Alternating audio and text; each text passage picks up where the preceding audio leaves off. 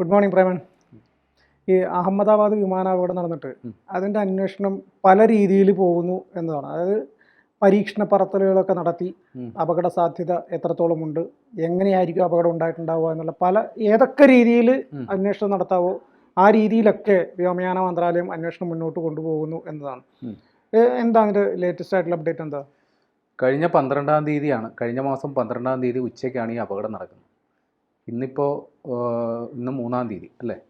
ഇനി കുറച്ച് ദിവസം കൂടി കഴിഞ്ഞാൽ ഒരു മാസമാവും ഈ അപകടം നടന്നിട്ട്. ഇപ്പോഴും നമുക്ക് ആ അപകടത്തിൻ്റെ ഒരു തുമ്പും കിട്ടിയിട്ടില്ല എന്നുള്ളതാണ് വാസ്തവം. വലിയ നാണക്കേടാണ്.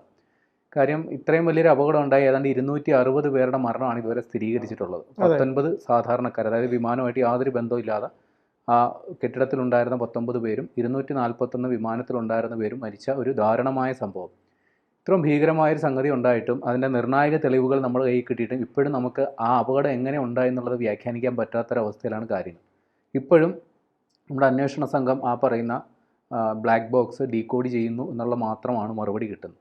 പക്ഷേ ഇപ്പോൾ ആ അന്വേഷണത്തിന് സമാന്തരമായി ഈ അപകടം എങ്ങനെ ഉണ്ടാകാം എന്നുള്ള വിവിധ സാധ്യതകൾ പരിശോധിക്കാനായിട്ട് ഒരു സിമുലേറ്റർ ടെസ്റ്റ് നടത്തി.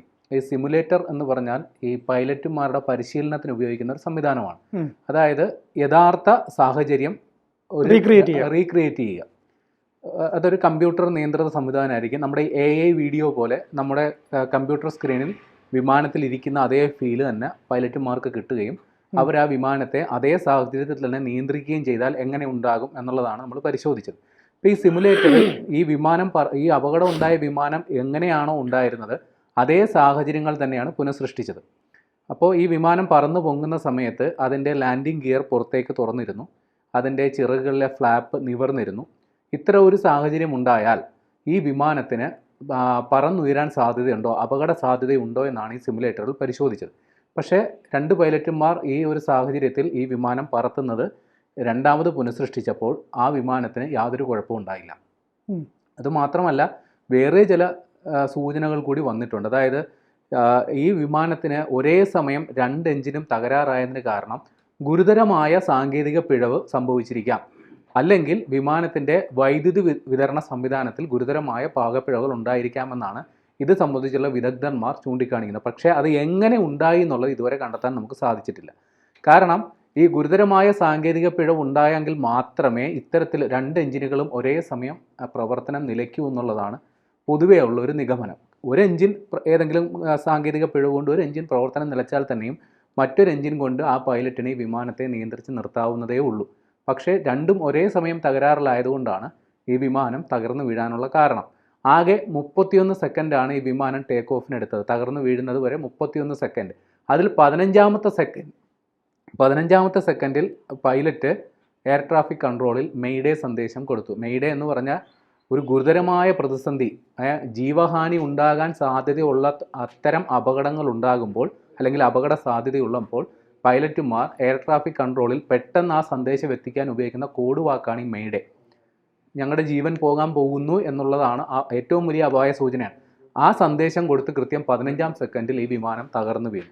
അപ്പോൾ അത്രയ്ക്ക് ചെറിയ സമയത്തിനുള്ളിൽ ഗുരുതരമായ എന്തോ സംഭവിച്ചിട്ടുണ്ട് എന്നാണ് മനസ്സിലാക്കേണ്ടത്. അതുമാത്രമല്ല ഈ വിമാനത്തിൻ്റെ റാറ്റ് എന്ന് പറയുന്ന സംവിധാനം പ്രവർത്തിച്ചിട്ടുണ്ട് എന്നുള്ളത് ഏകദേശം സ്ഥിരീകരിച്ചിട്ടുണ്ട്. റാറ്റ് എന്ന് പറഞ്ഞു കഴിഞ്ഞാൽ വിമാനത്തിൻ്റെ വൈദ്യുതി ബന്ധം പൂർണ്ണമായി തകരാറിലാകുന്ന സമയത്ത് അല്പസമയത്തേക്ക് അല്ലെങ്കിൽ ഒരു ഷോർട്ട് ടൈം റെമഡി എന്ന രീതിയിൽ പ്രവർത്തിക്കാവുന്ന ഒരു താൽക്കാലിക വൈദ്യുതി ഉൽപ്പാദന ജനറേറ്ററാണ് ഈ പറയുന്ന റാറ്റ്.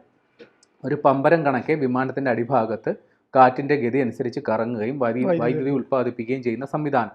പക്ഷേ ഈ സംവിധാനം ഈ വിമാനത്തിൽ പ്രവർത്തിച്ചിട്ടുണ്ട് എന്നുള്ളത് ഏകദേശം ഉറപ്പിച്ചിട്ടുണ്ട്. അതിൻ്റെ അർത്ഥം ഇതിൻ്റെ വൈദ്യുതി വിതരണ സംവിധാനം ഏതാണ്ട് പൂർണ്ണമായി തകരാറിലായിട്ടുണ്ട് എന്നുള്ളതാണ്. പിന്നെ ഈ വിമാനം അതായത് ഏതെങ്കിലും മാനുഷിക പ്രശ്നങ്ങൾ, അതായത് ഹ്യൂമൻ എറർ സംഭവിച്ചിട്ടുണ്ടോ എന്നുള്ളത് ഈ ഘട്ടത്തിൽ ഇവർ പരിശോധിച്ചു. പക്ഷേ ഹ്യൂമൻ എററിനുള്ള സാധ്യതയും വളരെ കുറവാണ്. കാരണം ഇപ്പോൾ പുതിയ തലമുറ എല്ലാ വിമാനങ്ങളും FADEC, അതായത് full digital engine authority control എന്ന് പറയുന്ന ഒരു സാങ്കേതിക സംവിധാനം, ഒരു കമ്പ്യൂട്ടർ നിയന്ത്രിത സംവിധാനം ഉപയോഗിച്ചാണ് എല്ലാ വിമാനങ്ങളും, യാത്രാ വിമാനങ്ങളും ഇപ്പോൾ പ്രവർത്തിക്കുക. അതുകൊണ്ട് പകുതി അധ്വാനം മാത്രമേ ഒരു പൈലറ്റിനുള്ളൂ. അതുതന്നെ ഒരു പൈലറ്റിന് ഏതെങ്കിലും തരത്തിലൊരു പിഴവ് ഉണ്ടായാൽ തന്നെയും അത് തിരുത്താനുള്ള നിർദ്ദേശം ആ വിമാനം കൊടുത്തുകൊണ്ടിരിക്കും. അതുകൊണ്ട് അത്തരത്തിലൊരു സാങ്കേതിക പിഴവ്, ഒരു മാനുഷികപരമായ ഒരു തെറ്റ് സംഭവിക്കാനുള്ള സാധ്യത വളരെ കുറവാണ് എന്നാണ് പറയുന്നത്. പിന്നെയും ഒരു പൈലറ്റിനോ അല്ലെങ്കിൽ മറ്റു വിദഗ്ധർക്കോ മുൻകൂട്ടി കാണാൻ സാധിക്കാത്ത എന്തോ ഗുരുതരമായ അതിൽ സംഭവിച്ചിട്ടുണ്ട്. അതൊന്നെങ്കിൽ ഒരു സോഫ്റ്റ്വെയർ മാൽ ഫംഗ്ഷൻ ആവാം, അതായത് ഈ പറയുന്ന കമ്പ്യൂട്ടർ നിയന്ത്രിത സംവിധാനങ്ങളിൽ വന്ന എന്തെങ്കിലും ഒരു പിഴവ്, അത് മനുഷ്യനാൽ കണ്ടുപിടിക്കുക പ്രയാസമായിരിക്കും, ഇനിയുള്ള പരിശോധനകളിൽ അത് കിട്ടുകയുള്ളൂ. അപ്പോൾ ഇത്തരം ഒന്നെങ്കിൽ വൈദ്യുതി ബന്ധത്തിൽ വന്ന തകരാറ്, അല്ലെങ്കിൽ ഈ പറയുന്ന പോലെ സോഫ്റ്റ്വെയറിൽ വന്ന തകരാറ്, ഇത് രണ്ടുമാണ് ഈ അപകട സാധ്യത എന്ന് പറയുന്നത്. പിന്നെ ചില വാട്സപ്പ് യൂണിവേഴ്സിറ്റികളിൽ പ്രചരിക്കുന്നത് ഈ വിമാനത്തിൻ്റെ പൈലറ്റിൻ്റെ സീറ്റ് ഇളകിപ്പോയി, അത് അപകടത്തിന് കാരണമായി എന്ന തരത്തിൽ ചില വാർത്തകൾ പ്രചരിക്കുന്നു. അത് ഇതുവരെ ആ പ്രചരണം മാത്രമേ നടക്കുന്നുള്ളൂ. ഇതുവരെ ഒരു അന്വേഷണ ഉദ്യോഗസ്ഥരും ആ വാർത്ത സ്ഥിരീകരിച്ചിട്ടില്ല. അത് ചില കിംവദന്തികൾ പരക്കുന്നുണ്ട്. പിന്നെ ചില തീവ്രവാദ ആക്രമണ സാധ്യത ചിലർ പറയുന്നുണ്ട്. ആ കാര്യം ഇതുവരെ ആരും സ്ഥിരീകരിച്ചിട്ടില്ല. പക്ഷി ഇടിച്ചതാകാം അപകട കാരണം, വിമാനത്തിൻ്റെ എഞ്ചിനുകളിൽ പക്ഷി വന്ന് ഇടിച്ചത് അപകട കാരണമായിട്ടുണ്ടാകാം എന്നുള്ള വാർത്തകൾ വന്നു. അതിലും ഇപ്പോൾ സ്ഥിരീകരണമായിട്ടില്ല. നിലവിൽ ഈ പറയുന്ന ബ്ലാക്ക് ബോക്സുകൾ നമ്മുടെ എയർ ആക്സിഡൻറ്റ് ഇൻവെസ്റ്റിഗേഷൻ ബ്യൂറോയുടെ ലാബിൽ പരിശോധന നടത്തിക്കൊണ്ടിരിക്കുന്നു. അവർക്കും കണ്ടെത്താൻ പറ്റാത്ത എന്തൊക്കെയോ സംഗതികൾ ഇതിലുണ്ട് എന്നുള്ളതാണ്. നിലവിൽ നമ്മുടെ ഈ ബോയിങ് എന്ന് പറയുന്ന വിമാന കമ്പനി അധികൃതരും അമേരിക്കയുടെ നാഷണൽ ട്രാൻസ്പോർട്ടേഷൻ സേഫ്റ്റി ബോർഡ് എന്ന് പറയുന്ന ആ ഒരു സ്ഥാപനത്തിന് അല്ലെങ്കിൽ ഒരു ഏജൻസിയുടെ പ്രതിനിധികൾ ഈ അന്വേഷണത്തെ സഹായിക്കുന്നു. ഒരു UN പ്രതിനിധി ഉണ്ടല്ലോ മേൽനോട്ടം. അതെ അതെ. അല്ല, UN പ്രതിനിധി ആദ്യഘട്ടത്തിൽ അന്വേഷണത്തിന് അതായത് ഒരു കോമൺ പ്രോട്ടോക്കോളാണ് ഈ UN-ന്റെ ഒരു പ്രതിനിധി അന്വേഷണവുമായി ബന്ധപ്പെട്ടുള്ള വിവരങ്ങൾ ശേഖരിക്കാന്നുള്ളത്. പക്ഷേ അവരൊരു സ്ഥിരമായ ഒരു നിരീക്ഷകനെ വെക്കാം എന്ന് പറഞ്ഞപ്പോൾ തൽക്കാലം അത് വേണ്ട എന്നുള്ളതാണ് ഇന്ത്യയുടെ നിലപാട്. കാരണം ഇതൊരു ഇന്ത്യയുടെ തന്നെ അല്ലെങ്കിൽ നമ്മുടെ എയർ ട്രാഫിക് കൺട്രോൾ നമ്മുടെ ഇവിടുത്തെ തന്നെ അന്വേഷണ സംഘങ്ങൾക്ക് പരിഹരിക്കാവുന്ന വിഷയം അല്ലെങ്കിൽ കണ്ടുപിടിക്കാവുന്ന വിഷയമാണ്. ഇപ്പോൾ ഒരു അന്താരാഷ്ട്ര ഏജൻസിയുടെ സഹായം അല്ലെങ്കിൽ ഇടപെടൽ വേണ്ട എന്നുള്ളതാണ് നമ്മുടെ ഒരു നിലപാട്. എന്നിരുന്നാലും ഇപ്പോഴും ഈ അന്താരാഷ്ട്ര മാധ്യമങ്ങളിലടക്കം നമ്മുടെ അന്വേഷണ സംഘത്തെ ചോദ്യമുനയിൽ നിർത്തുകയാണ്. ഇത്രയും ദിവസമായിട്ട് നിങ്ങൾക്ക് എന്തുകൊണ്ട് ഈ അപകടത്തിൻ്റെ സൂചനകളെക്കുറിച്ച് പോലും ഒരു ധാരണ നൽകാൻ സാധിക്കുന്നില്ല? അതൊരു ഗുരുതരമായ ചോദ്യമാണ്. കാരണം ഒരു വിമാന അപകടം ഉണ്ടായി അതിൻ്റെ ബ്ലാക്ക് ബോക്സ് റിക്കവർ ചെയ്ത് കഴിഞ്ഞാൽ 24 മണിക്കൂറിനകം തന്നെ പ്രാഥമിക നിഗമനം എന്ന് പറയുന്ന ഒരു സംഗതി ഉണ്ടാവേണ്ടതാണ്. പക്ഷേ ഈ അപകടത്തിൻ്റെ കാര്യത്തിൽ ഇതുവരെ അങ്ങനൊരു സംഗതി ഉണ്ടായിട്ടില്ല. ഈ പറയുന്ന ഫ്ലൈറ്റ് ഡാറ്റ റെക്കോർഡർ അല്ലെങ്കിൽ വോയിസ് റെക്കോർഡറൊക്കെ കഴിഞ്ഞ 13-ും 16-ുമായിട്ട് റിക്കവർ ചെയ്തതാണ്. ഏതാണ്ട് ഇപ്പം തന്നെ ഒരു 10-20 ദിവസമായി അത് കിട്ടിയിട്ട്. പക്ഷേ ഇപ്പോഴും എന്താണ് അപകട കാരണം എന്നുള്ളതിനെക്കുറിച്ച് യാതൊരു സൂചനയുമില്ല. അല്ലെങ്കിൽ അന്വേഷണ സംഘം ഇരുട്ടിൽ തപ്പുന്നതാണ് ഇപ്പോഴത്തെ സ്ഥിതി. സ്വാഭാവികമായിട്ടും ഈ ഒരു വലിയ വാർത്ത വേറെ ഏതെങ്കിലും വന്നു കഴിഞ്ഞാൽ ആളുകൾ ഇതിനെക്കുറിച്ച് മറക്കും, ഇതിനെക്കുറിച്ച് പിന്നെ സംസാരങ്ങൾ ഉണ്ടാവില്ല, അവർക്ക് അവരുടേതായ രീതിയിൽ അത് മുന്നോട്ട് കൊണ്ടുപോകും. അതാണ് ഇനി സംഭവിക്കാൻ പോകുന്നത്.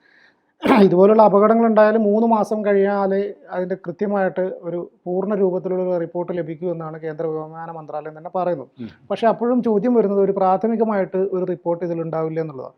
കഴിഞ്ഞ ദിവസം ഇതിൻ്റെ വ്യോമയാന സഹമന്ത്രി തന്നെ ഇതിൽ പറഞ്ഞിരിക്കുന്നത് അട്ടിമറി സാധ്യത തള്ളിക്കളയാനാവില്ല, അങ്ങനെ സാധ്യതകളും നമ്മൾ പരിശോധിക്കുന്നുണ്ട്. കാരണം സ്വാഭാവികമായിട്ടും അതെല്ലാ പരിശോധനകളും നടത്തണം. ഈ പറഞ്ഞ പോലെ വാട്സപ്പ് യൂണിവേഴ്സിറ്റി പ്രചരിക്കുന്ന പോലെ പൈലറ്റിൻ്റെ സീറ്റ് അതൊരു അടിസ്ഥാനമില്ലാത്തൊരു വാർത്തയായിട്ട് പലരും പ്രചരിപ്പിക്കുന്നതാണ്. പക്ഷി ഇടിച്ചു എന്ന് പറഞ്ഞതും അതിന് അടിസ്ഥാനം ഉണ്ടെന്ന് എനിക്ക് തോന്നുന്നില്ല. പക്ഷി ഇടിച്ചിട്ടുണ്ടെങ്കിൽ ആ പയ്യനെടുത്ത വീഡിയോയിൽ കൃത്യമായിട്ട് അത് കാണാനുള്ള സാധ്യതയുണ്ട്. നല്ല ക്ലാരിറ്റിയിൽ ഒരു വീഡിയോ ആണ്. അതുകൊണ്ടാണല്ലോ ആ വീഡിയോ അന്വേഷണത്തിന്റെ ഭാഗമായിട്ട് കൊണ്ടുപോയത്. അതിലും അങ്ങനെയില്ല. ആ വീഡിയോയിൽ തന്നെ ചില പൈലറ്റുമാർ ഒരു പുതിയ കണ്ടെത്തലും കൂടി നടത്തിയിട്ടുണ്ട്. അതായത് ഈ ലാൻഡിങ് ഗിയർ പൂർണ്ണമായിട്ടും ഇങ്ങനെ നിവർന്ന് നിൽക്കുന്നതാണ് ആ വീഡിയോയിലുള്ളത്. പക്ഷേ പിന്നീടുള്ള പരിശോധനയിൽ അത് ഭാഗികമായി അകത്തേക്ക് കയറാനായിട്ട് നിൽക്കുന്നു എന്നൊരു തരത്തിലാണ് ആ വീഡിയോയിൽ നിന്ന് അവർ മനസ്സിലാക്കിയെന്ന് പറയും. അതേസമയം തന്നെ ഈ ലാൻഡിങ് ഗിയറിൻ്റെ ഒരു വാതിലുണ്ടല്ലോ, ഇത് പുറത്തേക്ക്, ആ വാതിൽ പൂർണ്ണമായിട്ടും തുറക്കാത്തൊരവസ്ഥയിലുമുണ്ട്.